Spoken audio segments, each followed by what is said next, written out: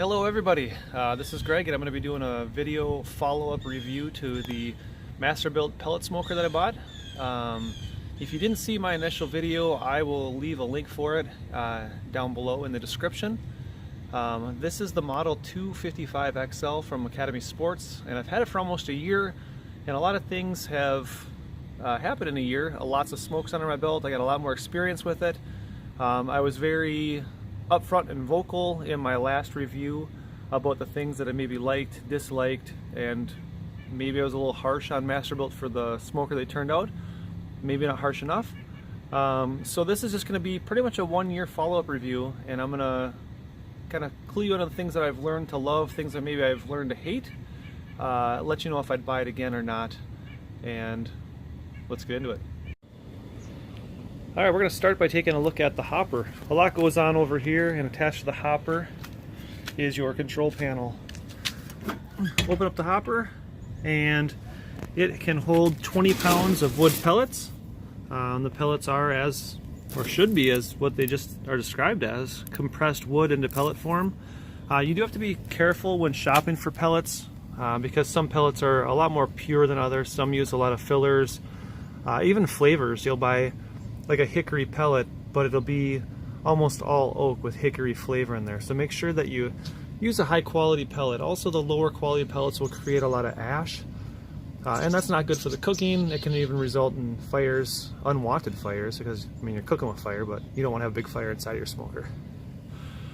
Inside the lid, they give you some operating instructions. They tell you how to prime the auger, which is important to do when you're using your smoker for the first time, because you have to get these pellets inside the smoker to where they're actually burning and making the fire for you. So you do have to prime that to make sure that you're always starting with product so it knows what's going on. To do that priming function, when you turn the smoker on initially, you'll push and hold this button down, and then it'll get you into your prime mode. Display will light up on here, and you'll actually hear the auger turning. You may even see these kind of, when the pellets start dropping, you'll see these move around a little bit. The fuller you have it, the less likely you are to see that. The instructions do say it can take up to 4.5 minutes. I think when I did it, it was just about 3 minutes or so before you could start hear them actually dropping into the bowl that they collect in to start the burning process. Once you're primed up and ready to go, you hit your start button, or your power button.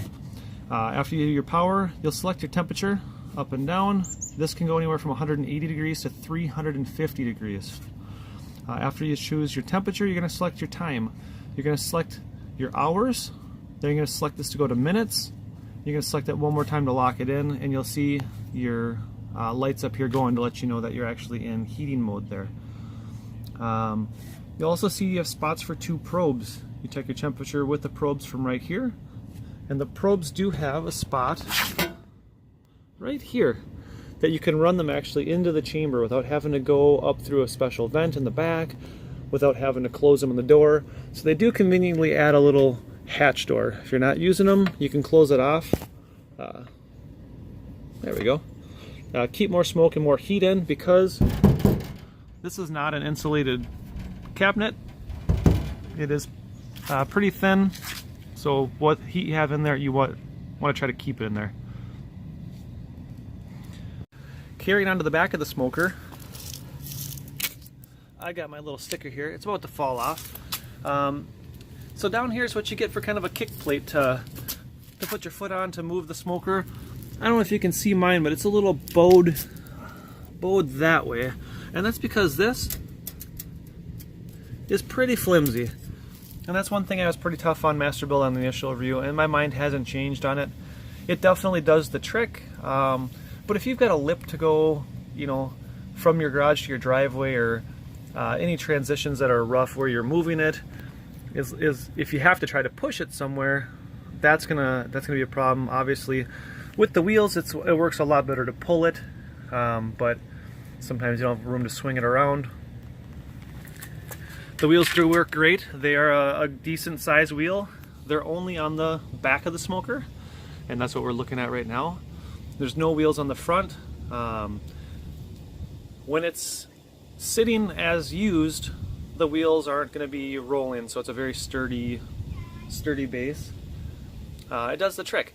And when you want to rock it to move it, you grab onto the handle up here, put your foot on the bottom, tilt it back, and it does roll with ease.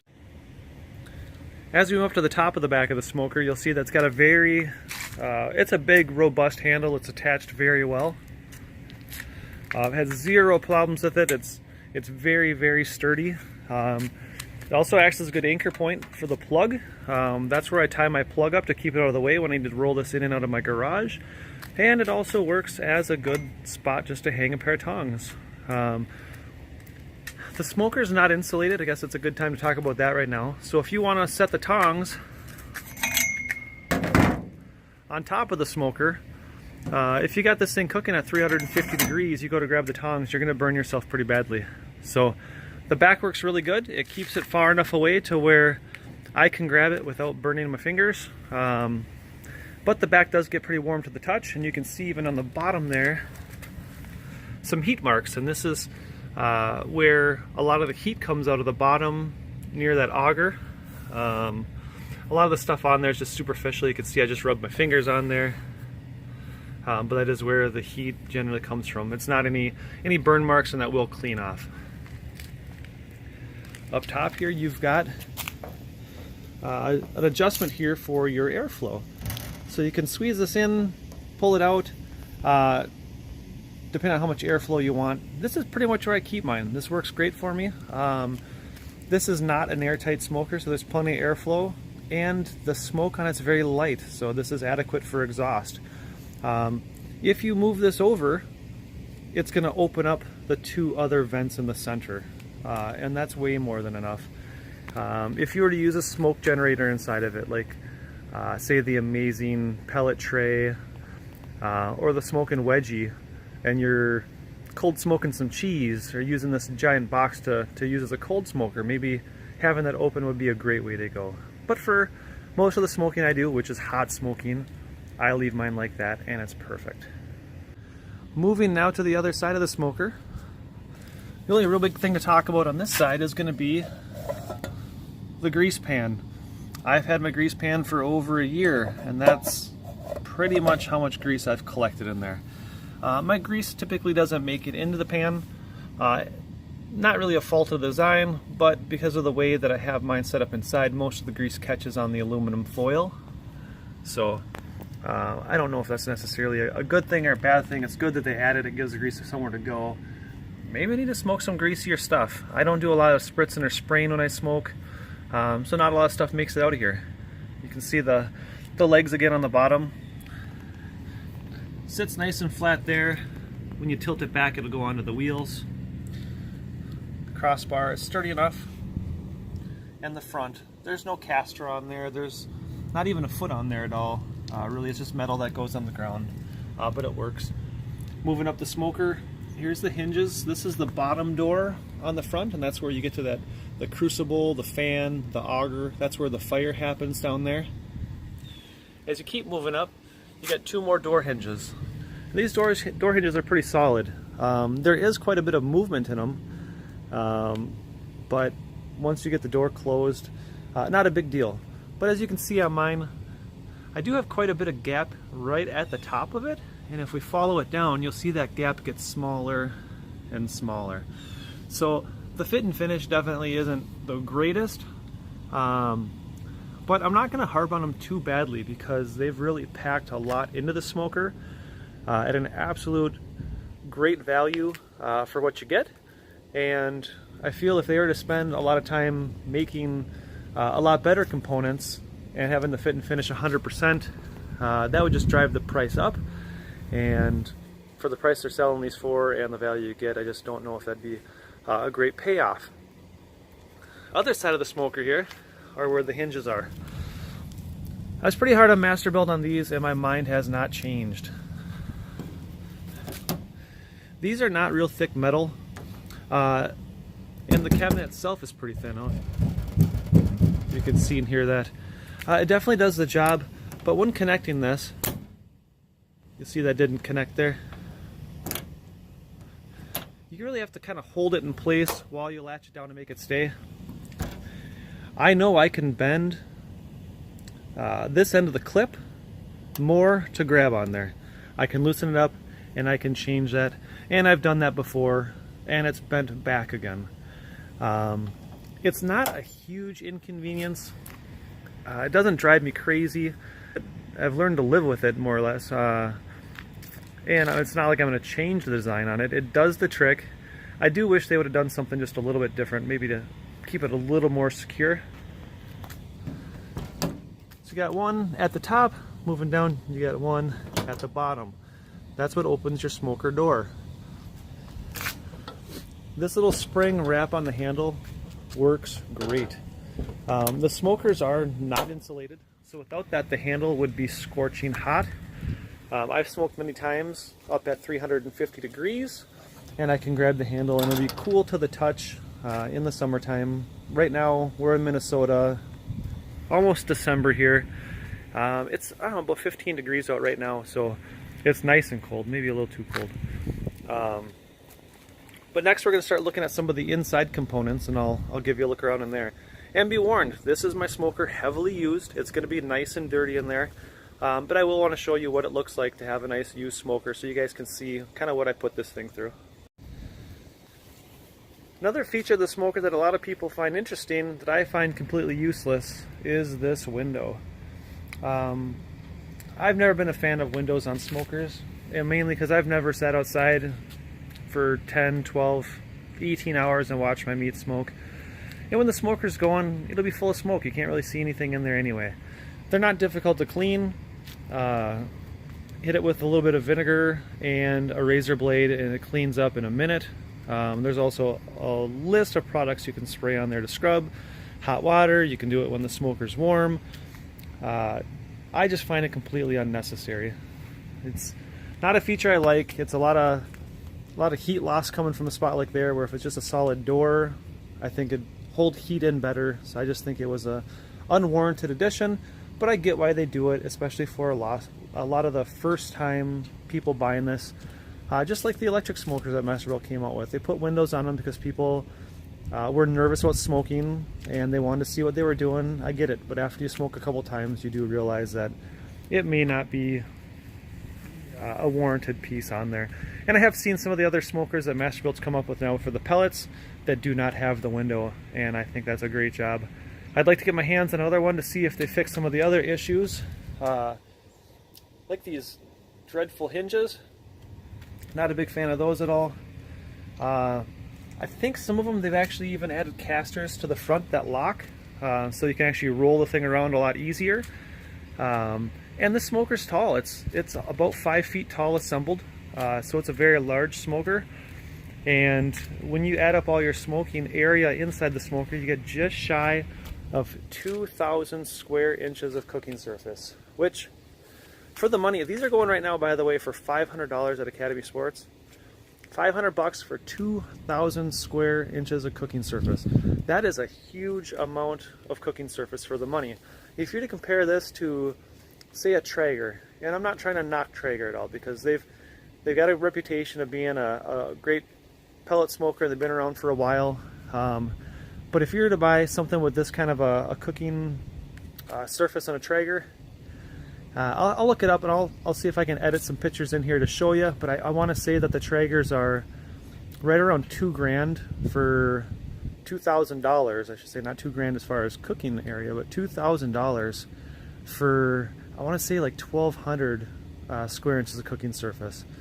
So this being at $500 to give you over 2,000 square inches cooking surface is an absolutely incredible value. Would I buy this again? Absolutely. I have no regrets. The price was right. I love the ability to smoke big cuts of meat. I love the results I get, especially with chicken wings and brisket.